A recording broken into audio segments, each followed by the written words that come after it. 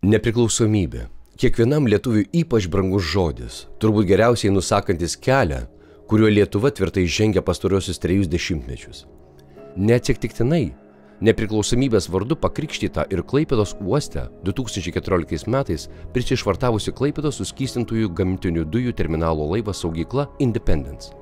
Tai yra vienas iš Lietuvos bei viso regiono energetinės nepriklausomybės ramsčių. Šiemet bus atverstas naujas Independence istorijos Lietuvoje puslapis. Gruodį laivas pereis mūsų šalies nuosavybėn.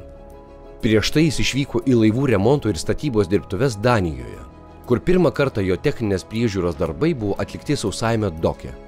Iš Danijos laivas sugrįžo ne tik pilnai paruoštas atlikti savo funkcijas, bet ir jo komercinės operatorės bei būsimos savininkės bendrovės KN Energies iniciatyva papuoštas unikaliu simboliu Laisvės vėtrungė.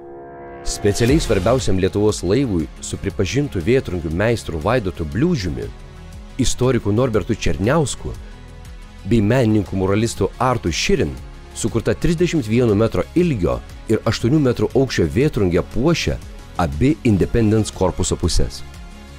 Tai ypatingas ir unikalus simbolis, įkvėptas XIX amžių siekiančių Kuršių Nerijos krašto tautodailės tradicijų, kuris moderniu būdu atskleidžia svarbiausius Lietuvos nepriklausomybės istorijos įvykius, nuo vasario 16-osios nepriklausomybės akto pasirašymo iki Independence prisišvartavimo Klaipėdos uoste. Laisvės vėtrungė pasakoja apie nueitą kelią, be kurio nebūtume tuo, kuo esame šiandien.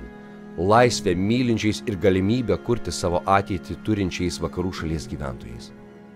Didžiuokimės tuo ir papasakokime apie tai visam pasauliui.